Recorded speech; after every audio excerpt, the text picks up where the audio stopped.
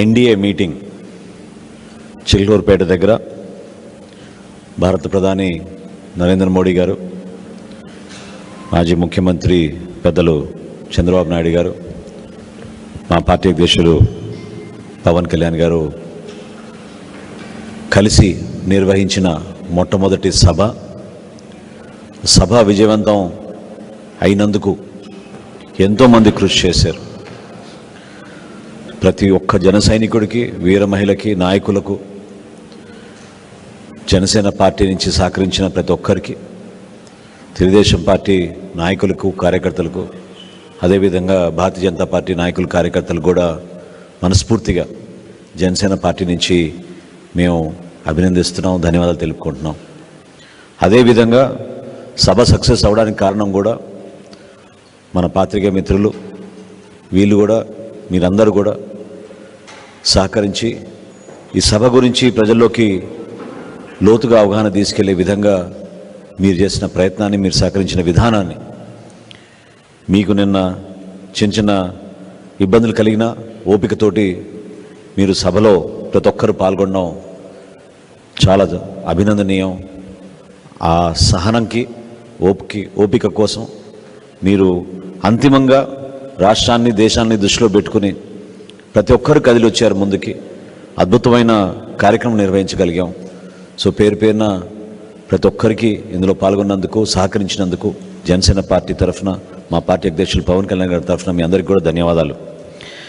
అదేవిధంగా మొట్టమొదటి సభ కాబట్టి ఎంతోమంది ఎదురు చూసాం. ఏ విధంగా 3 పార్టీల కలయిక వలన మన రాష్ట్రానికి మేలు జరుగుతుంది, మన భవిష్యత్తు ఏంటి, ఎటువంటి దారిలో మనం నడవబోతున్నాం అనేది దీనికి చాలా స్పష్టంగా ప్రధాని నరేంద్ర మోడీ గారు ఆయన ఉపన్యాసంలో వికసిత భారత్ గురించి ఏ విధంగా ఆయన ఒక ప్రణాళిక సిద్ధం చేసుకున్నారో, 2047 సంవత్సరం కల్లా భారతదేశం ప్రపంచంలోనే ఉన్నత స్థానానికి వెళ్ళే విధంగా ఆయన చేసిన ప్రణాళిక, ఆయన పడిన కష్టాలు, ఏ విధంగా ఒక మంచి డెవలప్మెంటల్ ప్లాన్ ఆయన సిద్ధం చేశారో, ఏ విధంగా ఇన్ఫ్రాస్ట్రక్చర్ గురించి వాళ్ళు ఎక్కువ ఫోకస్ చేశారో, అదేవిధంగా ఆంధ్రప్రదేశ్ని కూడా వికసిత ఆంధ్రప్రదేశ్ అవ్వాలనేది ఆయన తన మాటల్లో చాలా స్పష్టంగా చెప్పారు. ఖజానా ఖాళీ అయిపోయి ఎక్కడ చూసినా అవినీతి, ఏ డిపార్ట్మెంట్లో చూసినా అవినీతి, జనమేమో పాపం తెలియక ఇన్ని సంవత్సరాల నుంచి కేవలం శాండ్లోనూ, లిక్కర్లోనూ అవినీతి జరుగుతుందనే భావన వాళ్ళు అనుకున్నారు. కానీ పాఠశాలకి వెళ్ళే బడి పిల్లల దగ్గర నుంచి కూడా, ఆ శాఖ నుంచి కూడా వీళ్ళు అవినీతి చేసుకుంటూ ప్రతి డిపార్ట్మెంట్లో కూడా ఈ ప్రభుత్వంలో ఉన్న మంత్రులు, ఈ క్యాబినెట్, ఈ ప్రభుత్వం చేసిన అవినీతి గురించి కూడా ఆయన ప్రస్తావించారు. మేము కూడా అనేక సందర్భాల్లో జనసేన పార్టీ నుంచి సమాజానికి అర్థమయ్యే విధంగా, ఏ విధంగా వీళ్ళు ప్రజలకు సంబంధించిన డబ్బుని దుర్వినియోగం చేసుకుంటూ సొంత ఆస్తుల కోసం విచ్చలవిడిగా ఖర్చులు చేసుకుంటూ వీళ్ళు పోయారో వాటన్నింటినీ కూడా వివరించాం.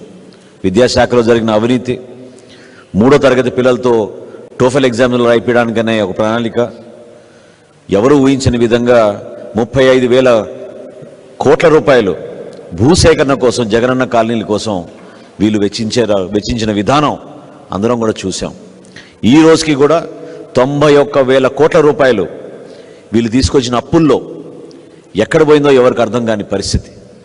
ఈ రోజుకి కూడా అసలు వాలంటీర్ల వ్యవస్థ నిర్మాణం చేసాం, 2,60,000 మందికి ఉద్యోగాలు ఇచ్చామని చెప్పి అందులో 1,00,000 మందికి వివరాలు లేకుండా వాళ్ళ పేర్ల జీతాలు తీసేసుకుని సంవత్సరానికి 60 కోట్ల రూపాయల చొప్పున వీళ్ళు అవినీతికి పాల్పడుతున్నారు. స్థానికంగా మీరు చూస్తే ఇక్కడున్న సలహాదారులు ఏ విధంగా దాదాపు 680 కోట్ల రూపాయలు వీళ్ళు ఈ 5 సంవత్సరాల్లో ఖర్చు పెట్టి ప్రభుత్వ ధనాన్ని దుర్వినియోగం చేశారో ఇవన్నీ కూడా మీరు చూశారు. మేము జనసేన పార్టీ నుంచి మేము వీటన్నిటి కూడా వివరించుకుంటూ వచ్చాం. మేము కోరేది ఏంటంటే, ఖచ్చితంగా రాబోయే రోజుల్లో మన దేశానికి నరేంద్ర మోడీ గారి నాయకత్వం ఎంతో అవసరం.